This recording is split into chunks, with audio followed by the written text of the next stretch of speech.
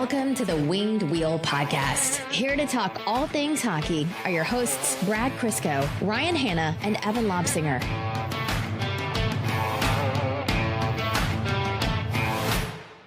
I have a challenge for everyone.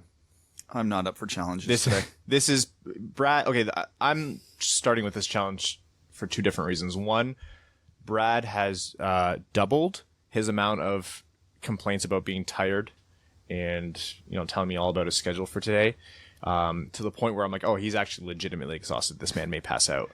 And two, I'm taking this license to pander and advertise to you guys, because I'm shameless.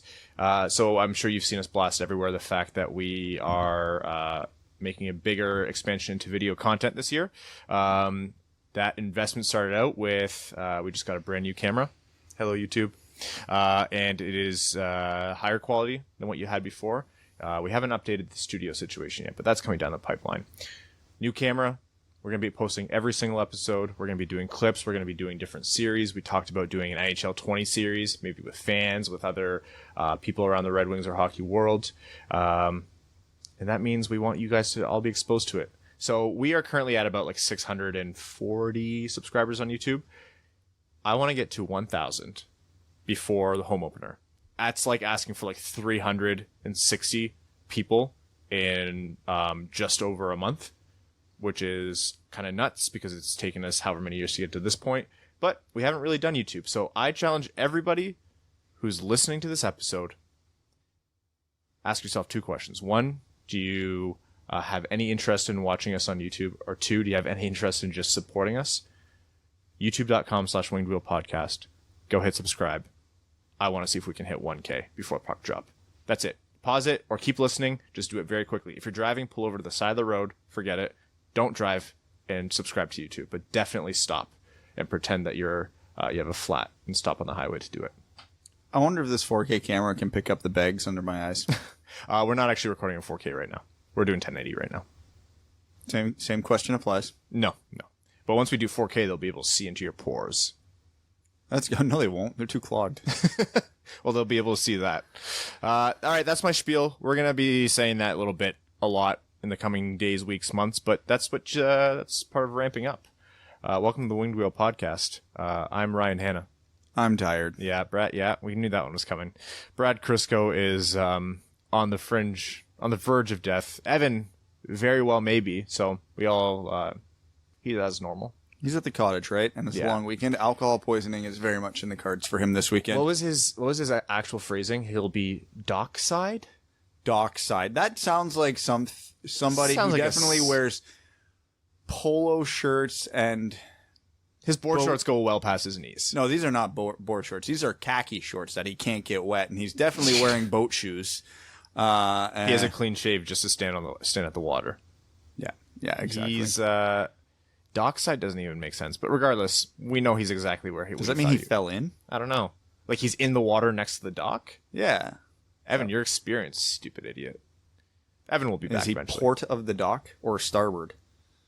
Which one's left and which one's right? Port is left? I don't know. We have an interview. 50-50, Ryan. Just go for it. And this is a rocky start, but it's a rocky end to the offseason. It's appropriate. We have an interview with Max Bultman today. So as we ramp up for the season, we brought Max back to chat a little bit about the changes that we talked about with the Red Wings staff from before, as well as what to look forward to in the prospect tournament and training camp.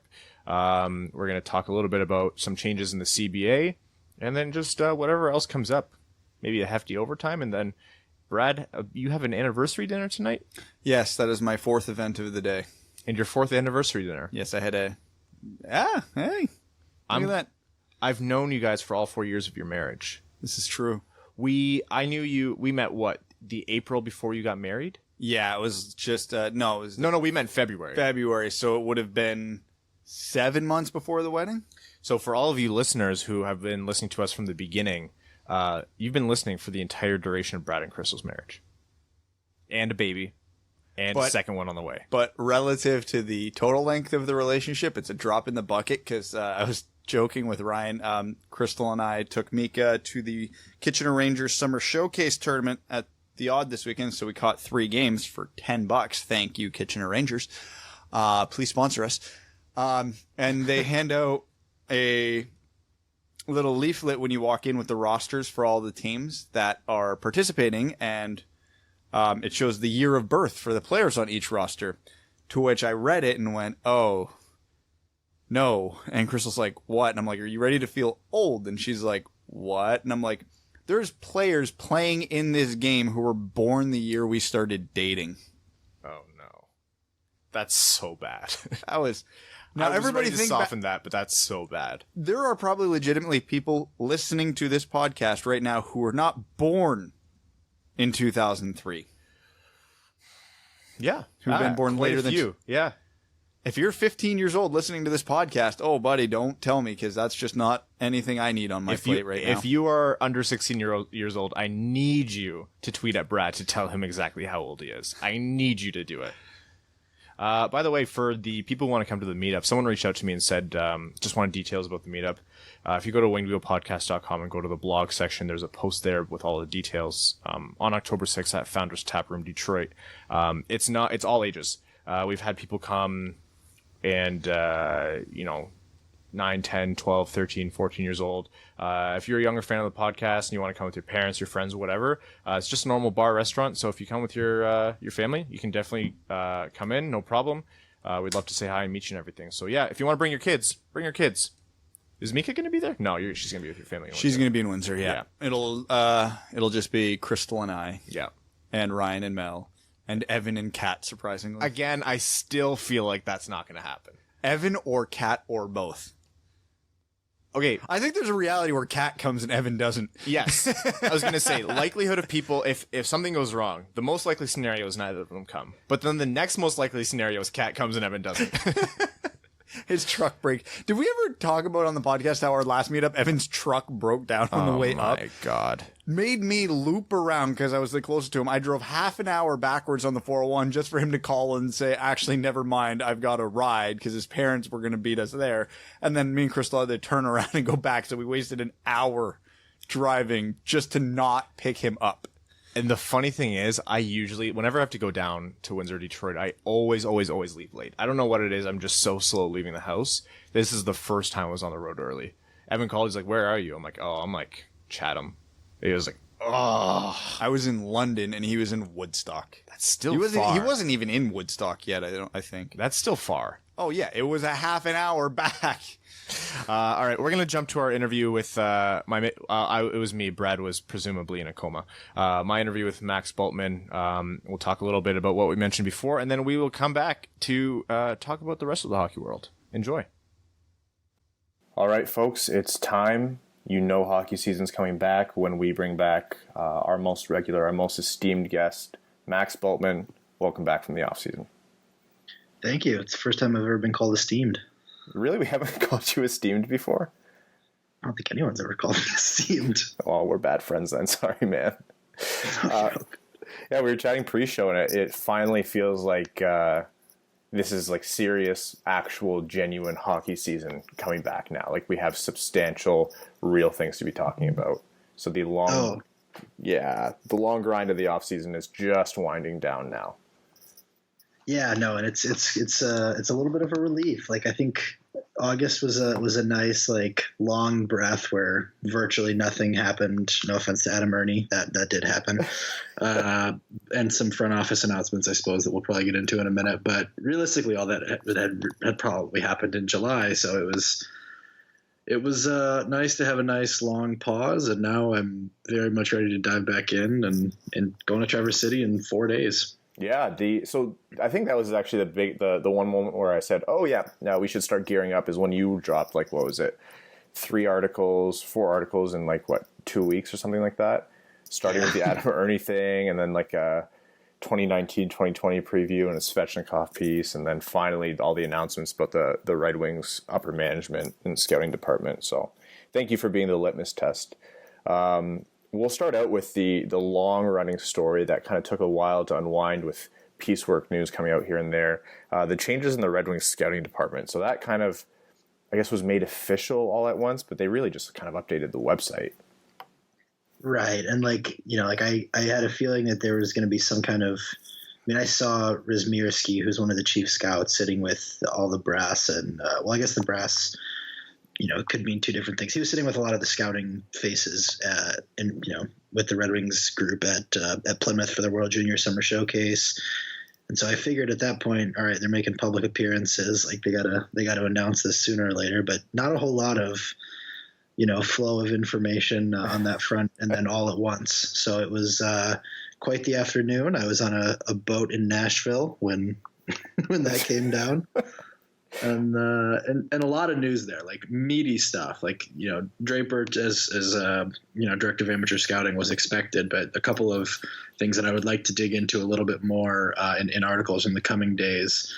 Mike Barwis as director of strength and performance, and LJ Scarpace coming from Carolina as a video coordinator, moving Adam Nightingale up into an assistant coach role.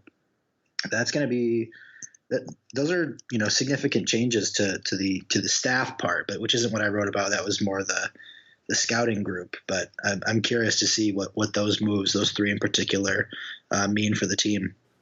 So I got a few questions over the course of the week after that article from people who are wondering not only about what you mentioned, but maybe more so what you didn't talk about, which was what about the people who stayed? So there's this thought of Yzerman instilling, his brain trust, his kind of staff and structure, and moving people around as he sees fit, dependent on his vision for the Red Wings. Is there anything substantial in the background there as to people who got a vote of confidence who stayed, or is there maybe a little bit less dramatic movement than people would anticipate in a changeover from Holland to Yzerman? I think it was a pretty dramatic changeover. I don't know like which names in particular people were asking about, but I think you're looking at basically half of the amateur scouting department switched over. I guess by process of elimination, it's the other half. But no, continuity is good. I think institutional knowledge wise, you want some people like that. But also, when Yzerman came in, he said, there's a lot of smart people here, a lot of good people that they wanted to keep, and basically you have to infer that these are who those people were. He the comment that he made right leading up to the draft was he didn't want to change just to change. And I think when you ask why someone didn't overhaul something, well, why would you overhaul everything if you only need to change a few things? That'd be my semi-educated answer, but I also don't have the map on Yzerman's plan here, and if you're in possession of it, please forward it to the Athletic. But yeah, that'd be my answer to that. The one, I think, like you said, it was really meaty and there was a lot of dramatic changes. But the one I think that kind of stuck out to me was Mike Barwis being, hired on in a pretty senior role as the director. Was it director of human performance or something to that effect? Yeah, it's director of sports science and human performance. That's right. And so he's pretty well profiled. He's well known, especially within the college football and the collegiate sports community. Obviously, he does incredible things with athletic training. And so this, at least externally, represents a huge shift in focus from Yzerman and company to focusing on that kind of performance and recovery aspect. There were some talks of this being like a pretty dramatic change in terms of what was internal. Does that hold true? Do you see anything of like Yzerman coming in, assessing maybe the lack of what Mike Barwis would bring and say, no, we need to ramp this up to 100 right now. This is part of the program that's been suffering. Well, I've never had a particularly in-depth understanding of the in-house like strength program, like what they do maybe at LCA at the gym. What I can say is though, like a lot of this team already trains with Mike Barwis and has already trained with Mike Barwis. So like Barwis has a gym in Plymouth. He's got a few gyms all over the place, but I did a story with Dennis Chalowski last summer. He was training there. I know Dylan Larkin has spent some time training there. I believe Anthony Mantha has, and Philip Sedina, I believe this summer. Basically whenever they have guys that are local in the summer and you hear someone's staying local to train, it's like a reasonably good assumption that they're doing it at Barwis. So basically, I think you will see some level of familiarity, I think, with Barwas, just because off the top of my head, I can think of at least 4 or 5 guys who have already trained with him there. And we'll see what it looks like over a full season. I mean, this isn't going to be a new thing for him. He was a strength and conditioning director for West Virginia football and Michigan football. Obviously since the last almost probably decade or so, he hasn't been in that capacity, but it's going to be fascinating to see what it does look like, how it changes, maybe in season fitness stuff, because those things that we've referenced are more out of season and off season.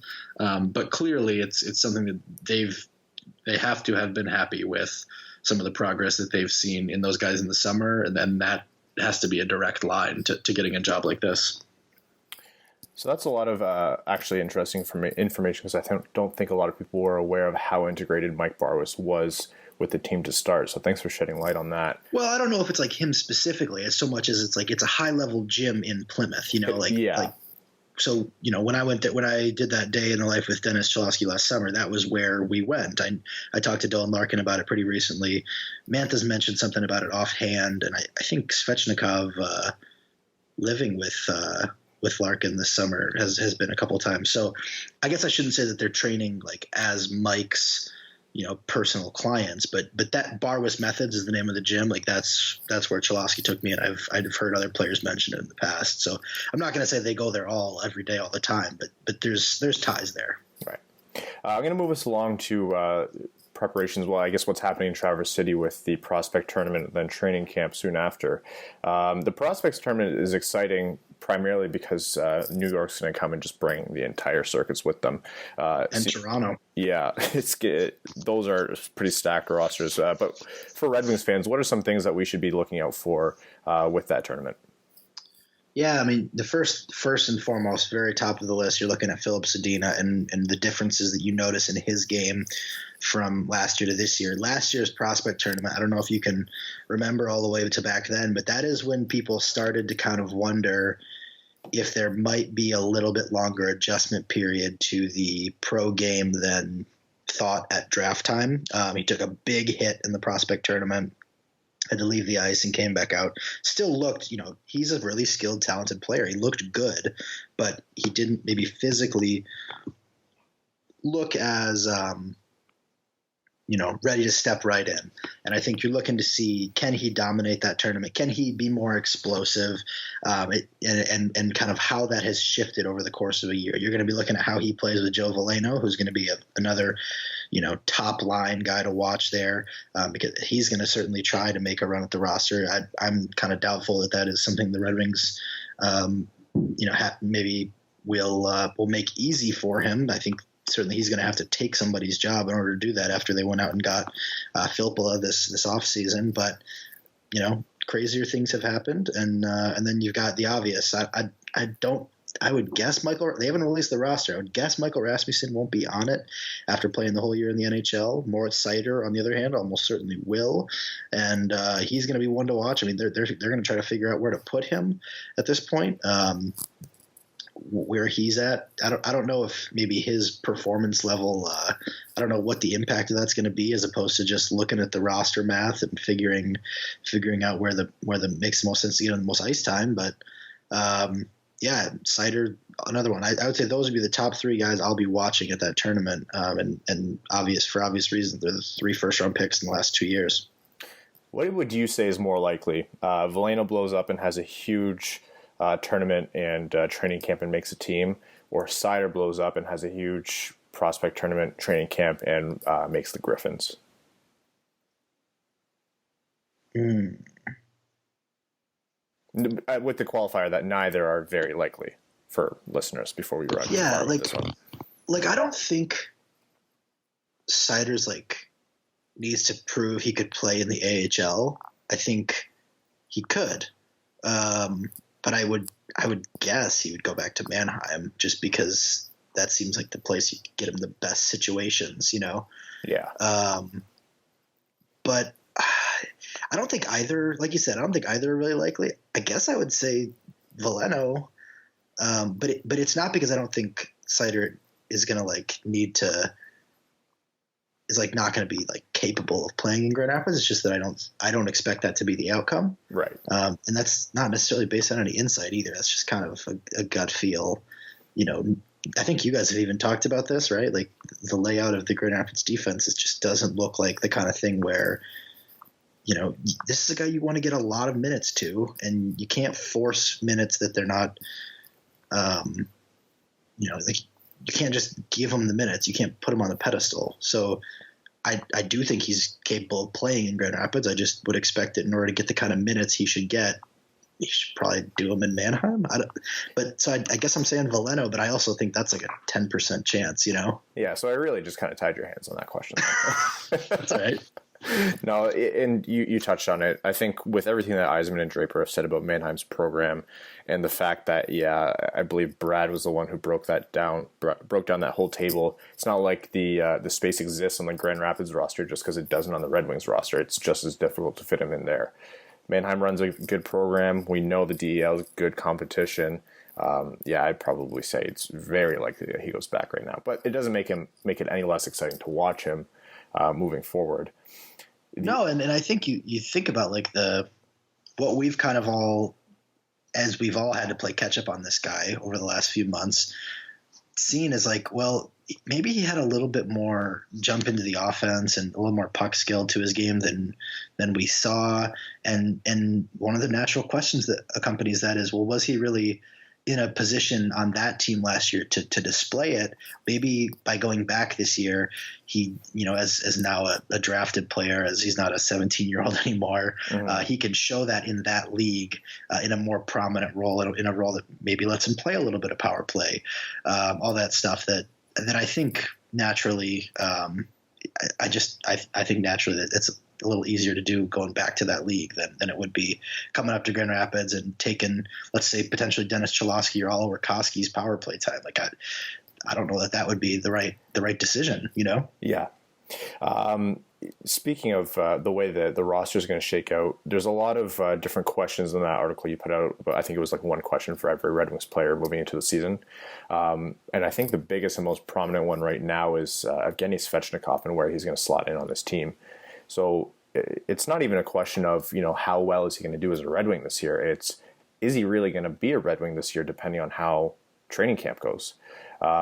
He's obviously had a big off season in terms of, getting healthy, recovering, training. He's living with Larkin, so very obviously he's well integrated with the team. Talk to us a little bit about what his path, hopefully, to the Red Wings looks like. Yeah, so his path, it starts with hitting training camp absolutely running. Like if I'm a coach watching Svechnikov, the first things I'm looking at is can he do all these things at top speed? Now maybe you're going to be a little forgiving if days 1 and 2 he's just a little bit rusty or just a little bit contact shy, but certainly like by the time I'm leaving Traverse City, if I'm a coach, I want to see that he looks fearless. Like he looks like the injury is not on his mind, and that is a ton to ask. It maybe it's even a little bit unreasonable, but that's what you're looking for. If you're going to talk about starting a guy in the NHL this year, you don't want to be doing it when you think he's maybe showing any kind of hesitation. So yeah, I think that's the bottom line, the baseline thing. And then number 2, like, what's he able to realistically, what styles of play is he excelling at? I don't think that I think the role that is going to be won by a prospect is a middle 6 role. Like, yes, I guess in theory, sometimes you play guys on the 4th line, and certainly the Red Wings have done that with some good players. But I think you're probably looking at like a 3rd line type role for whichever prospect makes this team on the wing, whether it is Zadina, whether it is Svechnikov, whether it is Taro Hirose.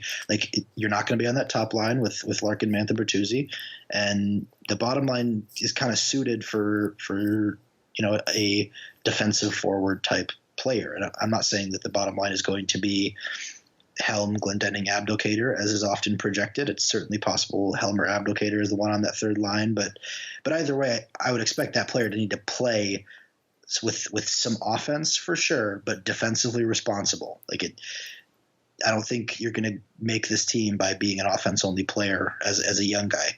So he's got to have to do that. I don't think that's a weakness for him necessarily, but it is one of those things that's going to demand some physicality.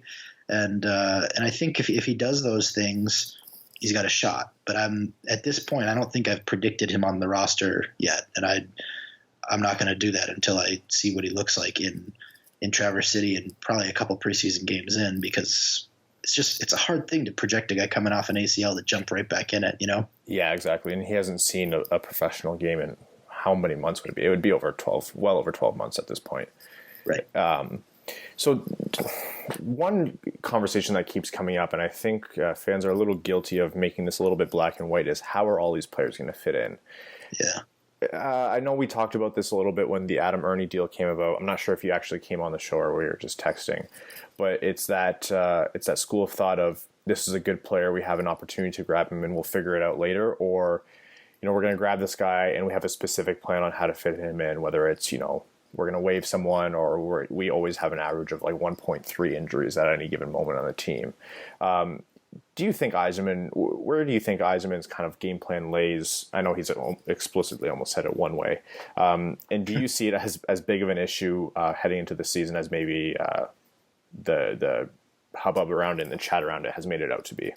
Yeah, I mean, the point that you're alluding to is Yzerman said when they signed Filppula that he would not be opposed to adding another winger, and that it would not necessarily block the way for a prospect. They went and traded for Adam Ernie. People immediately said this is going to block the way for a prospect. I'm not saying you have to take Yzerman at face value. You never have to do that with anybody.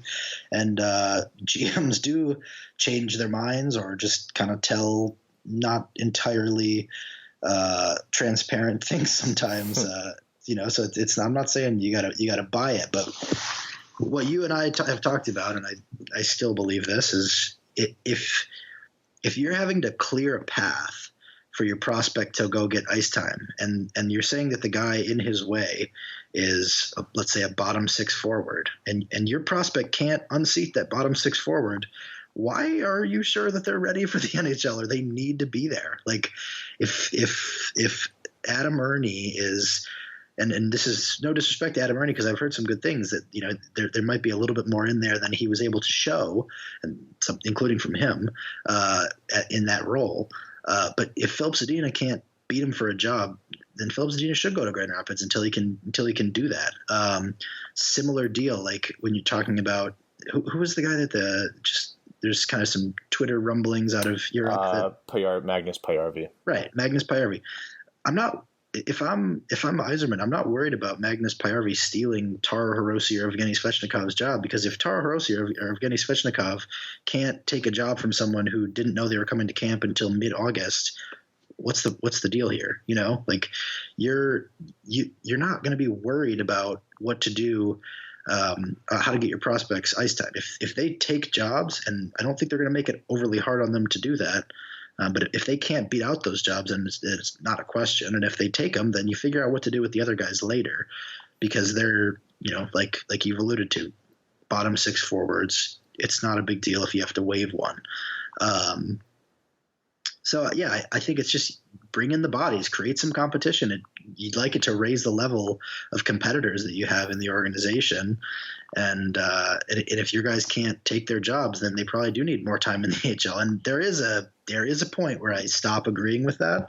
And Evgeny Svechnikov would be at that point if it were not for coming off an ACL injury. Like he would be at the point where you absolutely have to let him have some time in the NHL and see what can happen. But coming off an ACL, I don't think you can have that thought process, because you don't know if he's going to be at 100%, not necessarily health wise, but just like in his groove wise.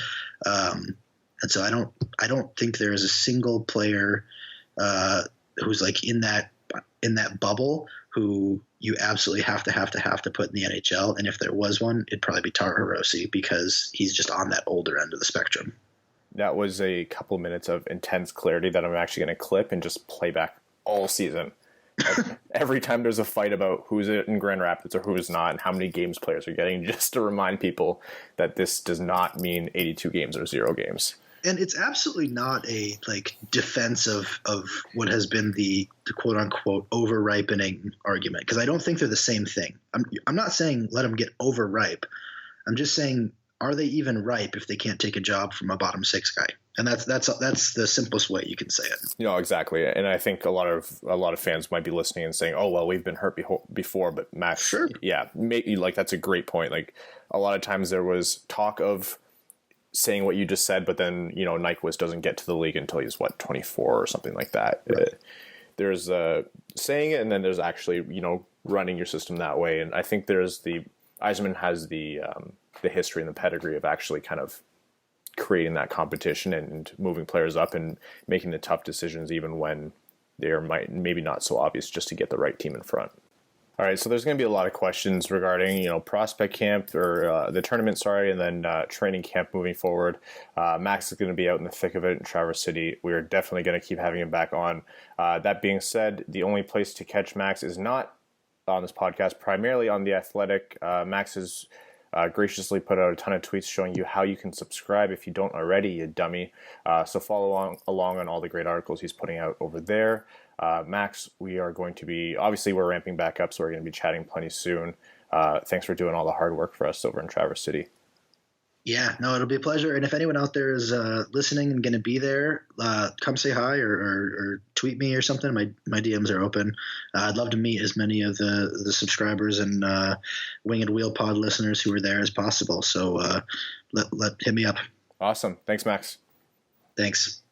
Welcome back. That was our interview with Max Bultman. It was great to have him back on the show. Again, like I mentioned, talking to Max about everything that's coming up, seeing all of his articles on The Athletic ramp up is a great litmus test for the fact that hockey is coming back. Once you see that content come back, once we see Max start to join the show a little bit more, that means that the offseason is coming down and hockey is ramping back up again. And of course, I'm sure you've seen us be a lot more active on socials, on Patreon, and everything. Oh, speaking of Patreon, sorry for blasting your guys' emails. I was uploading the Patreon exclusive RSS feed with all of our exclusive episodes. So if you guys didn't know that was a feature, and you want to listen to the Patreon exclusive episodes, if you're a patron, you can get a private custom link, and you paste that into whatever podcast app that you use that accepts custom links, and then you'll have a feed of all of our Patreon exclusive episodes. All right, some news about the CBA. Let's talk about this, Brad. It was announced that the NHL, not the Players Association, but the league, the deadline passed where there was essentially a clause for them to open up the CBA to expire after this next season. So a very quick summary. This is like a pretty big generalization or simplification, but just to give you guys a background on it. Actually, let me pull up a tweet here that I made so that way people went or have an idea of what I'm talking about. The current collective bargaining agreement between the league and the Players Association expires in 2021, after the 2021-2022 season. However, either party, the league or the Players Association, has or had now the opportunity to trigger a clause that would have it expire in September of 2020, which would mean after this next season. So that clause came up first for the NHL just this past week. The NHL basically signaled that the talks were going well. They felt like there was a lot of positive momentum. And, to take it with a grain of salt, they were probably putting a lot of pressure on the Players Association. This is an optics move as well. They kind of bought into all of those things, projected all those things, and let the deadline pass without triggering that clause. So as of now, it's completely on the Players Association. Their deadline is in a couple weeks. Although it's pretty fluid, they can agree to move that deadline if they feel the need to, as long as both sides agree. The Players Association has the same option. If they say that they're not going to exercise that deadline, then they have essentially an extra year of the CBA to be negotiating. And then it's much less likely that there's going to be a lockout. I thought it was 2 years. 2 years. Yeah. 2 years extended. Yes, because it would end after the 2021-2022 season. So yeah, 2 years. All those lockout-proof contracts that were signed. Imagine it gets delayed 2 years and all those guys get screwed. Yeah, those owners who are sitting there, like, they don't have to pay out salary all year. It's just big chunks at the beginning because of those signing bonuses. Are like, oh, well, a lot of front costs, but other than that. That's huge. Okay, simplest thing here. That's huge for hockey because lockouts suck. I have a lot of praise for what Bettman has done for this league, but one of the biggest and most valid gripes against him is that pretty much every collective bargaining agreement negotiation in the modern era or the modern eras has resulted in missed hockey. Every single CBA negotiation and under Bettman has gone to lockout. Yeah. Everyone without fail. Now, the flip side of that is I think the league is much better for the resulting CBAs. Not the lockouts. I think missed hockey sucks no matter what, period, end of statement. But the CBA that resulted improved the game, improved the business, expanded the league, et cetera, et cetera. I think all of that is excellent.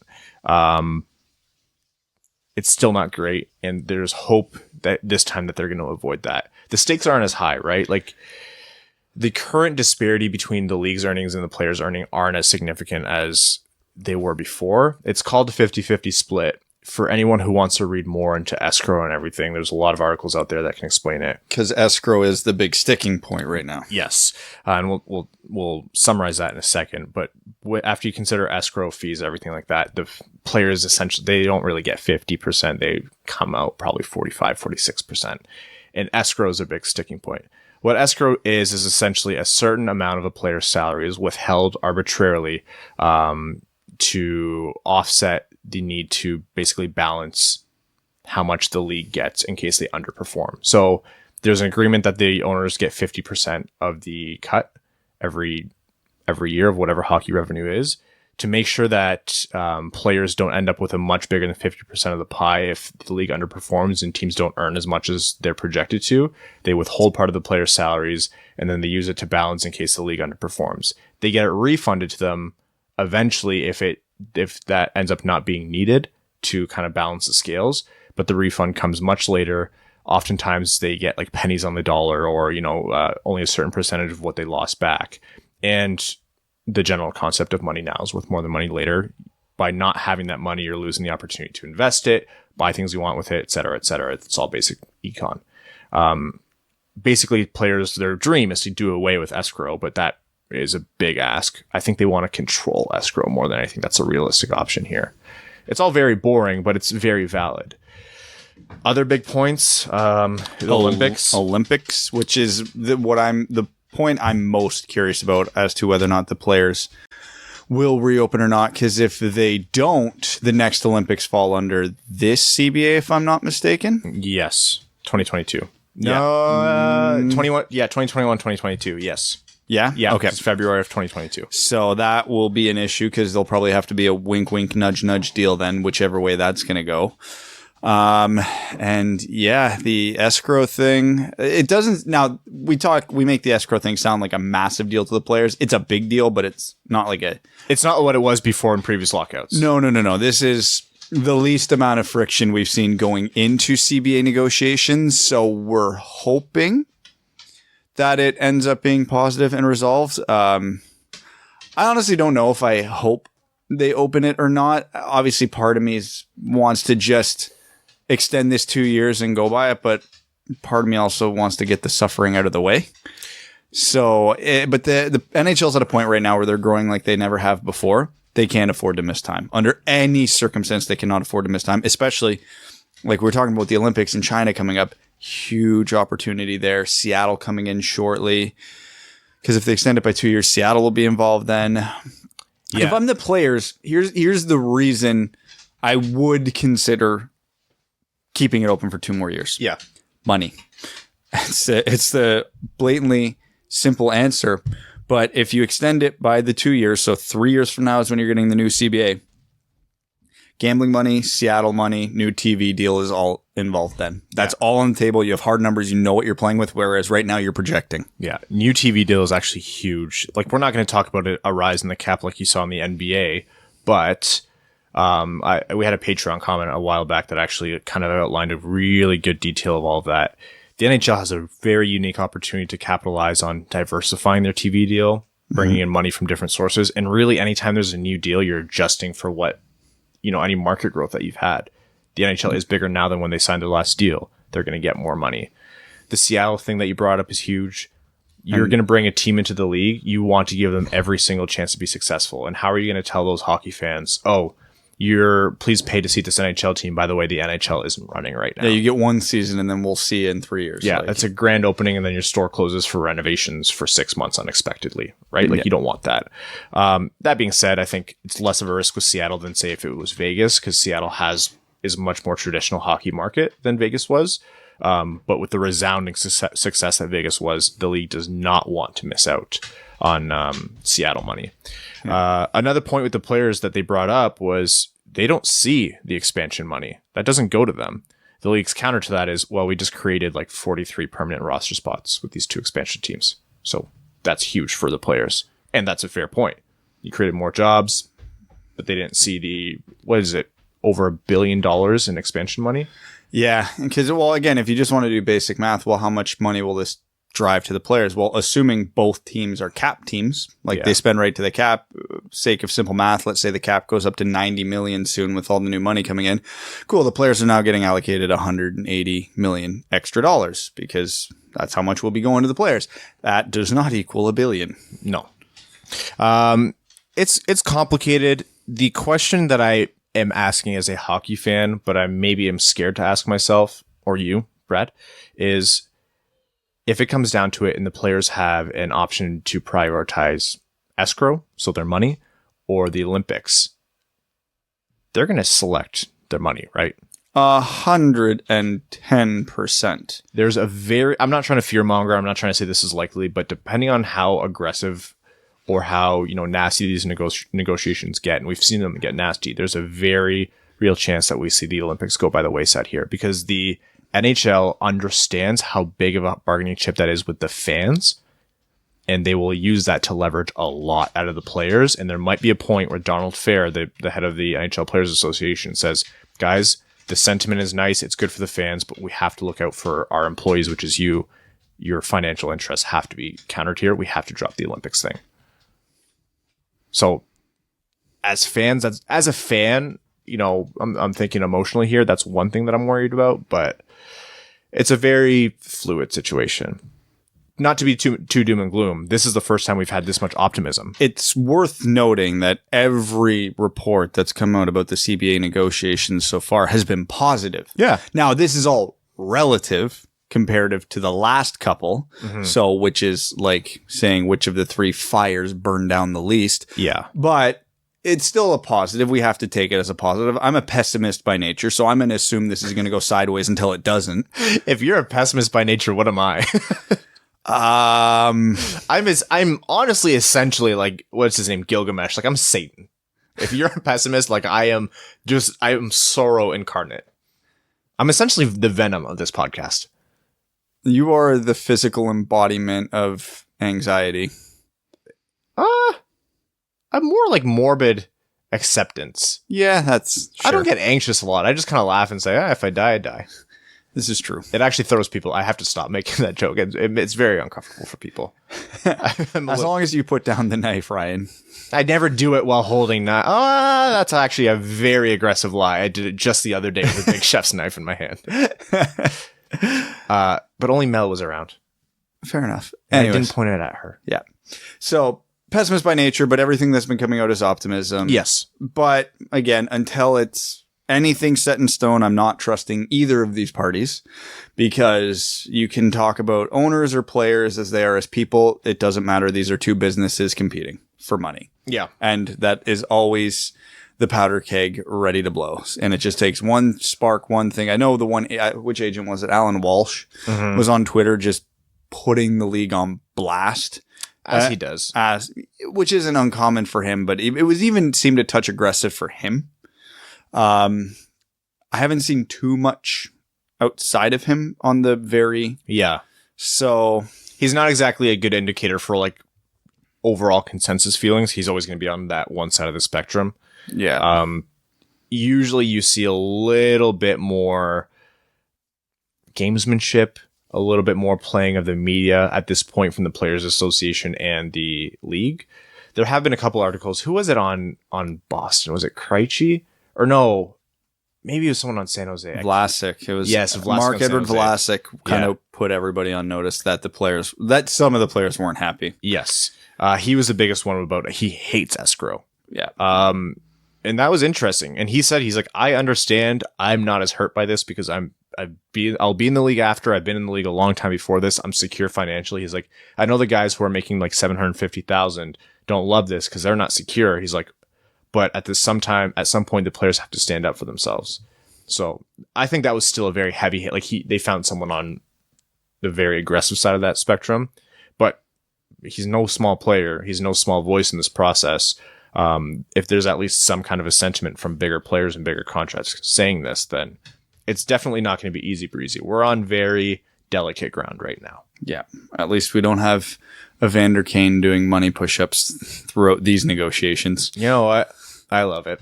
I know Evander Kane is... I would love that if it was any time but during a lockout. That was the only part that got me. If you're a wealthy athlete and you want to go on top of the Eiffel Tower and literally piss money over the edge, go for it, buddy. But not while millionaires are fighting billionaires and there are people below you losing their jobs and are laid off. I'm about to get up to go get that bottle of water, but I just want to say one thing. Are you saying you don't love Money Phone? Because Money Phone was a hilarious picture. Money Phone is always a good time, except during a lockout when the people who work for the team that you play for are laid off because the negotiations have left them without a job.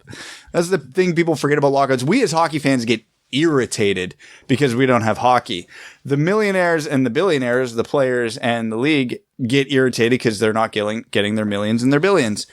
But there are people stuck in the middle, employees of the teams, employees of the whatever agencies that deal with everything, who are out of work during this. It's just not like, oh, great, we can wait this out because I've got 6 figures in the bank. It's like, no, I make $55,000 a year working for the team. I need this job.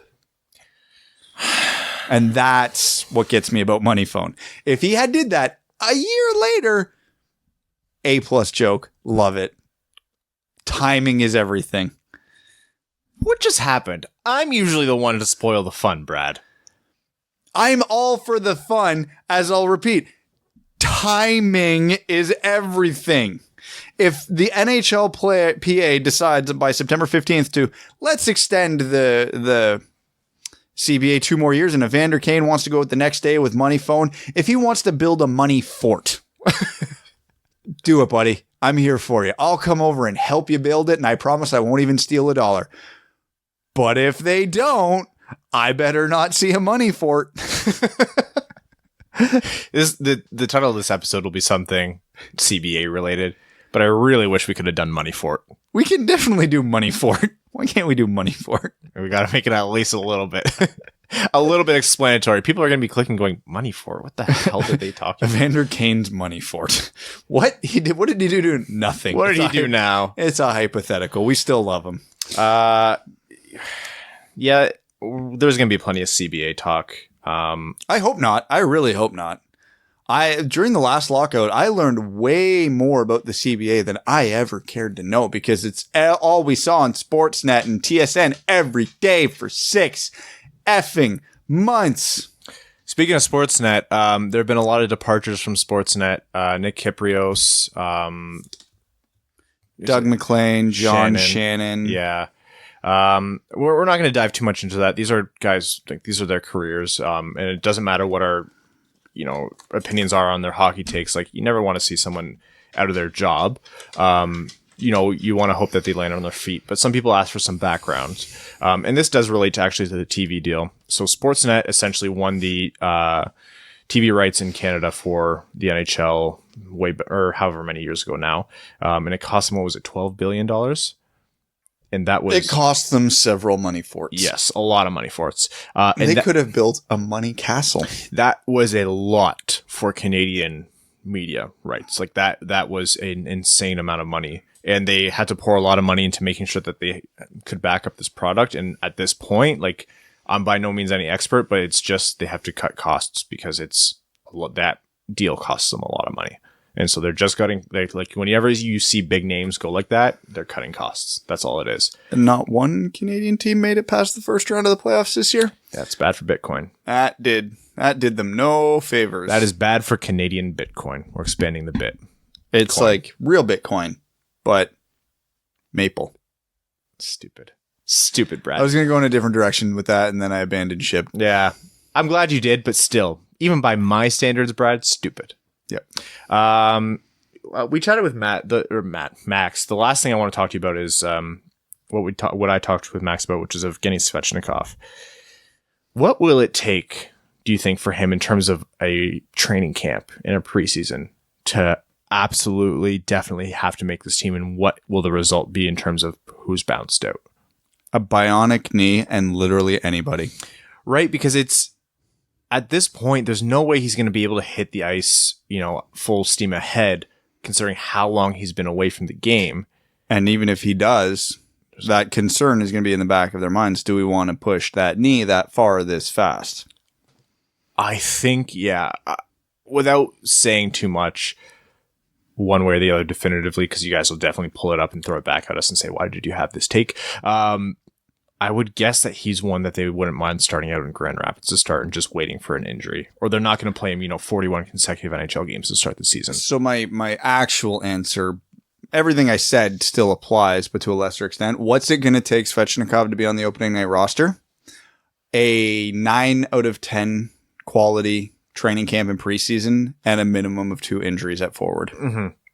That was my obviously a very good training camp, like one that you would expect, like pretty much what Veleno has to have. Helm and Ernie go down? Yeah. Okay, I could see it. Yes, that's exactly what has to happen. Just like a couple injuries to bottom 6 guys. I don't really think, even just like a second line player. I haven't listened yet. Did you and Max talk about, speaking of bottom line unskilled wingers, did you guys talk about the Payarvi rumor? A little bit, yeah. Anything to that? No, I think I legitimately think that's just the bringing veteran bodies to camp. You know how they're... But he is coming? Because it was his dad who just mentioned it in passing in an interview, so... Nothing concrete yet. Okay. No. I think if we might see an announcement, it's probably just a PT make that illusion, and you just go for it. Be faster. Someone tweeted out something very supportive of us the other day, and why would anybody do that? I misread it. It's you're gonna like this, Brad, and then you're gonna laugh at me. It was saying like, "Hey, love the pod, listen every week. Like, love the work that you guys do. Keep at it." Personally, in my opinion, I think Brad has the best takes. And then it said, "Ryan, Evan, you guys seem cool, or you seem cool, but you just don't really have. Just doesn't seem like you have an original opinion." And I looked at that. I went, that is the first person in history to think I'm not opinionated enough. I was like, I think it makes sense for people who like care to think that way align with like either you or myself. Cause on we overlap 85%. Yeah. On the 15% that we differ, it's 2 different schools of thought. And so people are going to align one way or another. But I was like, to say I don't have an opinion, I was like, I talk way too much for that. And then I was just like, I don't get it. What? How could that possibly be? And then I went and looked at the tweet and I misread the punctuation. It said, I think Brad has the best takes. Sorry, Ryan, period. And then it said, Evan, comma, you seem cool, but you don't really have an original opinion. And I went, oh, okay. They're just ripping on Evan. I'm fine with that. Oh, the reason we get Evan, we constantly yell at Evan to talk more is because he's actually hysterical. He's the funniest out of all of us. And yeah, Brad and I will just ramble on and on and on about hockey takes, but Evan will just like be looking down at his phone, playing Clash of Clans, look up and go, "Oh, you guys forgot about this important aspect of this topic you're talking about." And, but say it in a way where it just makes us look stupid and everybody laughs. And I'm just like, you got to bring that up more, buddy. He's pretty much Aaron Judge who just never swings at the ball. Right? Like he's Aaron Judge with way too much plate discipline. Yes. So, or he's Aaron Judge who forgets his turn to bat. Yeah, actually that's more it. Because the walkout music's playing and he's just sitting in the dugout putting more pine tar on his bat. Pretty much. He's just like spitting sunflower seeds as quickly as he can. Oh, by the way, congratulations Justin Verlander on no-hitting the Toronto Blue Jays. Which actually is an accomplishment lately because they've got some guys who can bang. I was in Toronto. I went to the Rogers Center, or the Sky Dome as I prefer to call it. They beat Houston. I missed it by a day. I would smack this table if it wasn't made of glass. Who's the guy who leads off for the Jays? Yeah, Bo Bichette. That kid's good. Bo Bichette, Kevin Biggio, and Vladdy Jr. Buddy, that is Jays infield for the next 10 years. That is a good lineup. Also, Bo Bichette is an awesome name just for the obvious reasons. Bono's baseball. Stop. Flo Bichette. Did you see that hair? That's hilarious. Flo Bichette is a hilarious name. Yeah, buddy. Boba Fett, obviously, is the crossover people are going to do the most, but Flo Bichette is hilarious. Anyways, that is our annual allocation of Jay's baseball talk. You're welcome, Brad. Don't try to bring it up again. Have you seen the team this year? I don't want to. No. Okay, do you want to just get to overtime? Yeah, because if you factor in the Max interview, Ryan, we're already over an hour. Are we that far? Well, we're close. All right, let's get to overtime. I don't know exactly how long the interview was with you and Max, so I'm kind of spitballing here. 6 hours. People have already listened to it, Ryan. You can't make that joke. The interview lasted for 40 years. We're going to get to Patreon, where all of our Patreon supporters' comments are read on air, guaranteed. As our way of saying thank you for supporting the show. Guys, I cannot emphasize enough how much these patrons mean to us. When we decided to scale up YouTube content, we had a lot of things that we had to invest in to start. Software, hardware, like the camera that we're using right now to record with. That is not possible without these guys. This entire podcast and its growth into what it is now is not possible without Patreon supporters. I genuinely mean it when I say we love you. I really do. Kaylin Wood says, World of Warcraft Classic is out and it's 2004 again. What's your favorite wing player and who's your favorite non-wing player in 2004? In 2004. Favorite Red Wing in 2004 is... Hold on. I'm trying to... I know who my favorite Red Wing is. I just want to make sure my favorite non-Red Wing was still playing then. Yeah, I have to look up. Because that was right around when he retired. Favorite Red Wing in 2004 is my favorite player of all time, which is Brendan Shanahan. My favorite Red Wing in 2004 is my favorite player of all time, and that's Steve Yzerman. Steve Yzerman, yeah. I'm trying to think of my favorite non-Red Wing in 2004. I'm just making sure he was still playing in... 2004 because I have nope, he retired in 2003. I can't go with Pavel Bure. He retired in 2003? Yep. That seems later. Bure was is far and away my favorite non-Red Wing of all time. Okay, so I got to remember who was still playing in 2004. That wasn't a Red Wing. Do you want me to read? Hold on. 0304 scoring leaders. St. Louis, Kovalchuk, Sakic, Naslund, Hossa, Eliash, Alfredson, Corey Stillman. Had 80 points that year. Good for him. Yeah. Milan Hayduk, Mark Recchi, Jaromir Jagr. Nothing ringing a bell for you? Paul Correa. That was my answer. Paul Correa. There's my answer. I also had I did have a soft spot for Milan Hayduk as well. Hedge Duck, yeah. I thought he was cool. I also had a really cool hockey card of him when I was growing up, so that's why I liked him. Thanks, guys. Love the addition of the Patreon Discord as well. You non-patrons need to rethink your life choices. Just Josh and love you all the same. Yeah, so what Kaylin is talking about, we made Discord a Patreon exclusive basically platform for us to chat passively. So we still answer questions, we still answer tweets, but we have different channels like podcast discussion, general hockey talk, completely off-topic stuff. There's a complete spider thread going on right now, to my dismay. I haven't had time to look at it in like 3 days. Evan set up a bot that will automatically upload when we're doing live streams, which is very awesome. So yeah, that's something that we give to all patrons. If you're a patron and you want to join and the Discord link has expired, I'll keep updating it, but just shoot me a DM or a message and I'll send you a new one. Andrew Dubio says, well, guys, it seems as though my honeymoon has been extended on the cruise in the Caribbean by 3 more days due to Hurricane Dorian at absolutely no extra cost. They even added 2 more ports to our itinerary. Unfortunately, I'm missing the first hockey practice of the summer for the 12U travel team I'm an assistant for. My question for you all is what's the luckiest thing that's happened to you? First of all, Mel and I were actually just talking about this because we have a cruise in November, and so we're just kind of interested in what happens in this situation. Pretty sweet deal for you, and the fact that you don't have to worry too much. The missed hockey practice isn't good. What's the luckiest you've been? Stereotypical answer, but it didn't take us long to conceive Mika. She came out without colic. Learn. That joke works on both fronts, and that was very intentional before you try anything there. We got lucky in this for the purpose of this. It didn't take months and months and months. She came out without colic, fully healthy, and trained well and slept well early. That is, we hit the absolute $1 million jackpot with her. And with little man coming in a couple months, I am absolutely not expecting lightning to strike twice. We are screwed. Vacation-wise, I once took a travel voucher to move back on a flight that ended up turning into 1,300 Canadian dollars worth of free flights for me. It lasted me 2 years. Dope. Yeah. honestly, I'm going to get corny here. I'm like, the guys that I met up with and started this podcast with, this is like... That's the worst answer ever. Yeah. I know. It's a sad life. No, like, just this whole podcast. Doing this is... I was talking about the progression, and doing this to start was a hobby.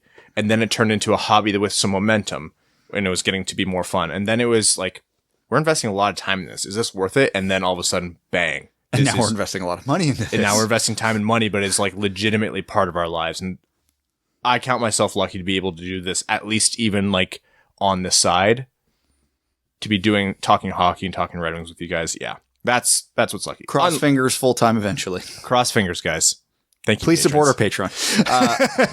Russ Parsons says, have you guys ever been in a 31-team dynasty league before? If not, what type of different fantasy leagues have you been a part of? Oh, 31-team dynasty league? No, that sounds intense. No, I don't do fantasy sports other than the yearly WWP one. Yeah. We have a Winged Wheel Podcast Hockey Fantasy League. Evan is the organizer of that, so tweet at HockeyTownEvan for details. I have a long-running fantasy football league. This is our 8th year with my friends. It's hopeless. There's no point in even trying any given year. What's the point? I've only won once. The 2 best teams of all time, in my opinion, were mine, and I lost in the semifinals. It's stupid. Fantasy sports are stupid, and I'll keep playing them. Liz Barbudo says, what do you think the likelihood of Eriksson being too hurt to play this season is? I thought there was some talk at the end of last season that it was questionable if he'd be healthy enough to play this year. Obviously, having him on LTIR would help the logjam on the back end. It's a good point.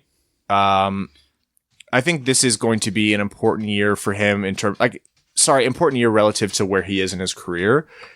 I think a big injury will put him on LTIR. I don't think he's going to start the season out. We'll see how camp goes. They're pretty hush-hush right now in terms of what's coming out of the team. Didn't Dom in his season preview for the Red Wings mention that statistically Jonathan Eriksson was worth the least amount of wins in the entire NHL? Yeah, I didn't want to talk about that this episode.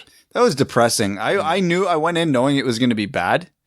It was worse than I thought, and I disagreed with nothing he said, which was made it even worse. And I'm like, wow, so I wasn't wrong. I just didn't scale this up properly. Oh, no. Connor Jager says, hey, boys, can't believe it's already September. Summer content has been tremendous and has definitely helped this summer fly by. Thank you. With the Prospects tournament next weekend, what Red Wing and non-Red Wing are you most excited to watch? I think the obvious answers here for that tournament specifically are Mort Seider and Capo Caco. Yeah, Caco for me, I'm actually going to flip that and say Zadina. Very excited for Seider. I'm very excited to see what this offseason brings for Zadina, or this new season brings for Zadina. Also, excluding hockey, if you could be a professional athlete, what sport would you play in what position? Ooh, my next favorite sport is football, but I would not want to play that professionally because death. If we're excluding things like golf and tennis, I'd say baseball, and I'd play first base. Give me baseball. Give me shortstop. Shortstop. I think I'm like looking for the lowest impact on my body here. Highest earning potential, lowest impact on my body. Shortstop. Like baseball's not impact on your body unless you're a catcher. So I don't know. Shortstop keeps me entertained. I don't find that position overly boring, and yeah, they can't take you out of lineup and, maybe hit some dingers. Keep grinding, boys. Hockey's almost back. Arjun Shanker. So for context for this, we put out the our Patreon exclusive episode that we recorded a little while back, which was the ranking jerseys, but it wasn't our individual rankings. It was like combining me, Brad, and Evans, which made for some funny rankings. And dude, I was reading through the comments on that. Nobody agrees on anything. No, we are definitely expanding the series. We are doing way more of these. Because people, we'd have a jersey in, elite or great, and people are like, oh God, my eyes. And we'd have them in bad or whatever. And they're like, those jerseys are elite. What's wrong with you? And yet they would argue amongst themselves. Arjun Shanker says, you guys are out of your damn minds if you're going to rank Columbus's third as bad. For the record, I thought they were good. Meanwhile, you have They're passable at best. They're boring. Meanwhile, you unoriginal garbage. Nashville's home, which looks like a long sleeve yellow shirt someone was wearing when they found themselves waist deep in a swamp, is good. Whatever the frick you turd monsters are smoking needs to be quarantined because clearly it made you blind like some frickin' bathtub moonshine. I saw the graphic for how you rated the jerseys and I was so mad I just deleted the episode off my hard drive. I didn't want to risk accidentally listening to it because whatever train of thought you used to get to that final result would have certainly killed off enough of my brain cells that I might have thought you guys knew what you're talking about. I'm still angry about where the Rangers finished. I'm not gonna lie. That still rattles me. That is my biggest regret, is not coming to my senses sooner. Although I still think Rangers should have been swapped with Vegas. Anyways, we'll save it. Elite. We'll Both. save it. Ryan, it's not one or the other. We'll save it. I'm not mad. I'm disappointed, but that's a lie. I'm very mad, and you guys are dumb and did a bad thing, and you should be ashamed. Arjun, well deserved. Thank you for telling Brad. What do you mean, well deserved? I will fight you, Arjun. Don Mitchell says he needs to win another ticket so I can come down and fight him. He's going to come down just to punch you in the throat. I'm here for it, Arjun. Let's go, buddy. Arjun, I'll hold him back. Don Mitchell says, "What's up, duds?" Wow, that's spreading, eh? After Montreal leaked their own draft order list, they released another gem of a draft day video where 95% of the video was blurred out. Goes right in the "oh god, my eyes" tier. Have you all seen the video? Discuss. No. Yeah, they accidentally released their draft list, and they're claiming that it wasn't their draft list, but it's definitely rankings on a board. It might not have been their final draft list, but it was interesting. We'll chat about that in a future episode. What's the story behind why Paul Coffey isn't a fan of Detroit? Also, what's the story on the falling out with Yzerman and Chris Ilitch? Thanks again for the content. You're killing it with the nothing burger that is this offseason. Cheers, Don. I legitimately don't know about either of those things. The Ilitch and Detroit and Yzerman thing is unsubstantiated, I'd say. It's kind of just been like a murmur. It was essentially when Yzerman was being built up. He was the assistant GM to Ken Holland for a long time. He wanted to step into a GM role. He basically stayed with the team longer than he would have in anticipation of eventually stepping into the GM role. When it came time and Yzerman, essentially his contract was up, and he basically was like, if I don't take this, I have to be a GM somewhere else. The Red Wings reportedly had attempted to make him GM and asked Holland to step into essentially like what happened this past offseason, have that happen however many years sooner, like 7 years sooner, 6 years sooner. And Holland very obviously refused, wanted to stay on as GM. And it's reported by some people, I don't know how true this is, I wouldn't put too much stock into it, Yzerman, left disappointed. And I'll leave. Like, I think that's as much as you can say about it. Paul Coffey in Detroit, I actually have no idea. I'm going to look into that. All right, Justin Klinsky says, screw, marry, kill Rowan, Steve Dangle, and Max Bultman. Well, I think my default answer is I definitely have to kill Rowan. We have to kill Rowan because if we don't, he'll kill us. Yeah. I'd marry Max. He seems the most level-headed. And I think Steve would be a wild lay. He's the most passionate of the groups. That's going to be a clip, isn't it? Steve, you're going to get tagged in a lot of Twitter posts. I'm sorry. Mrs. Dangle, I'm very sorry. You shouldn't be threatened. We're sorry, SL.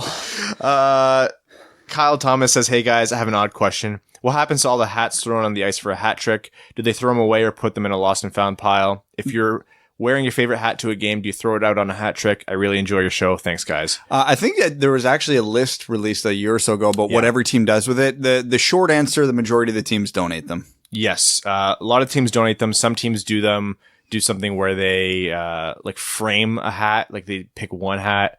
A lot of the teams used to, or are now getting away from, they like would throw them out for hygiene reasons, but pretty much, they donate them.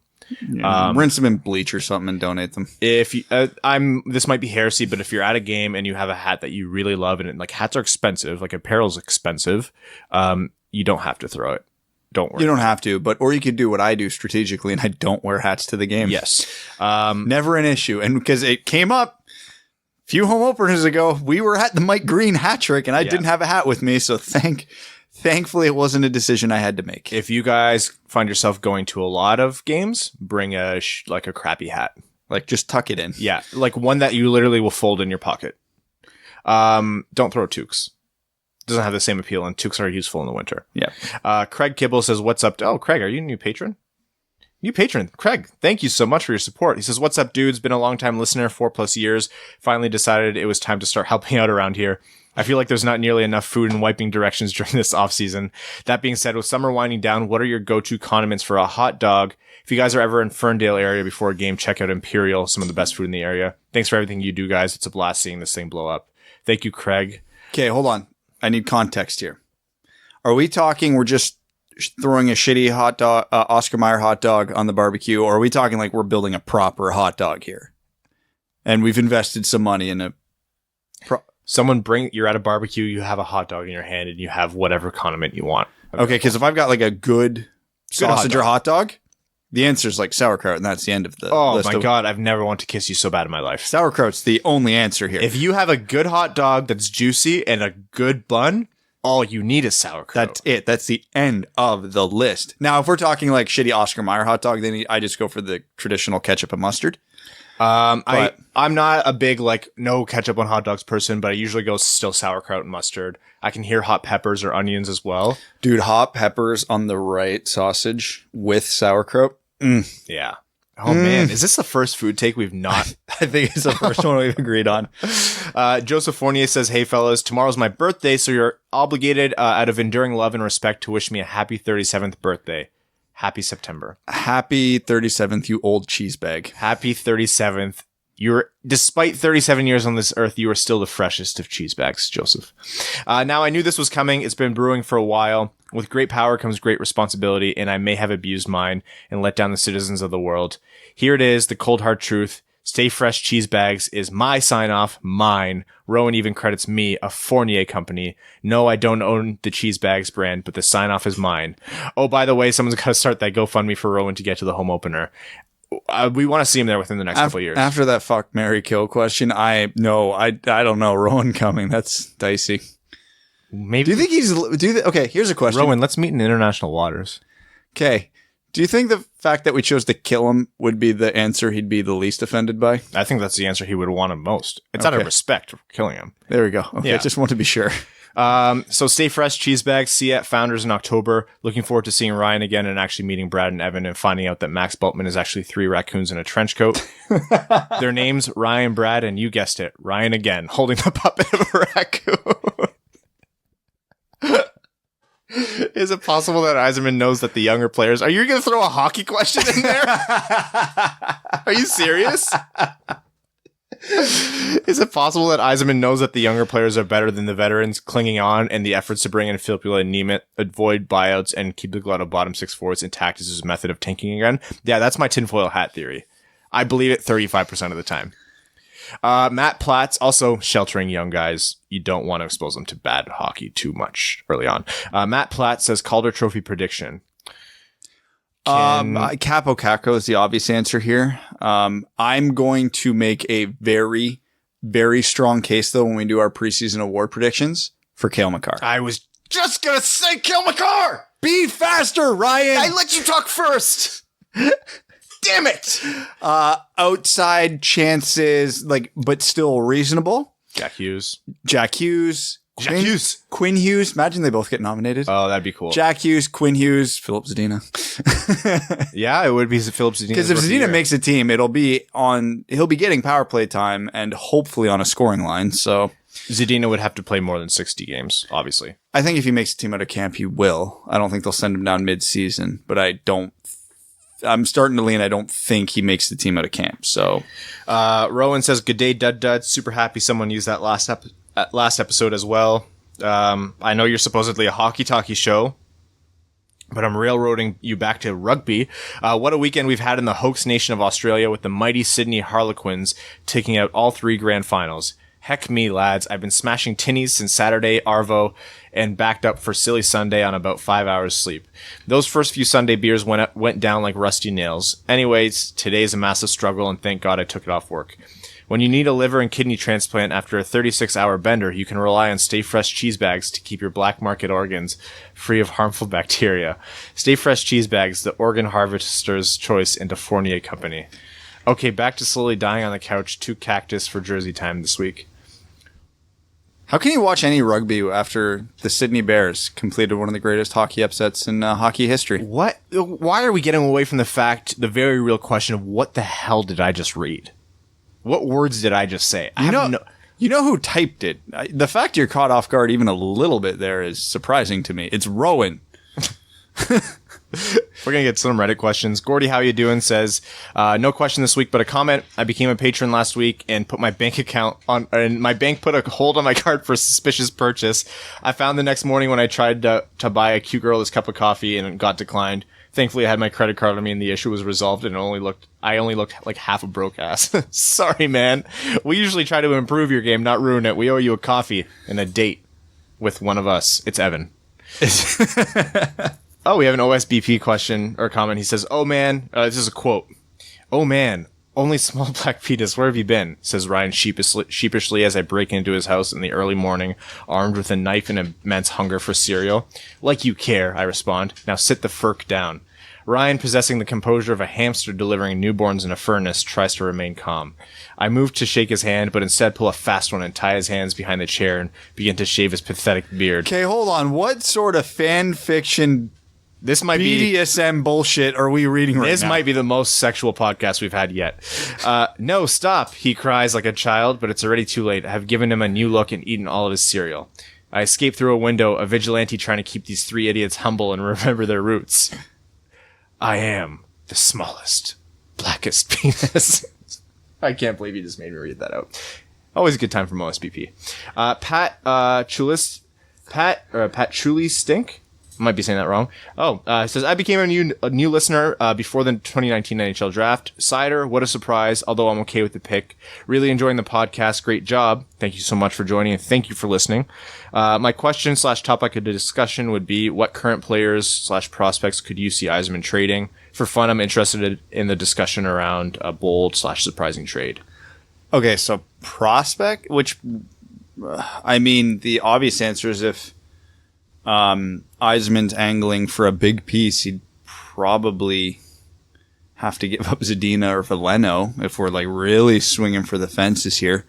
On a more realistic note, I could see Rasmussen drawing some attention. Wouldn't get enough of a return to justify a trade, but I could see it.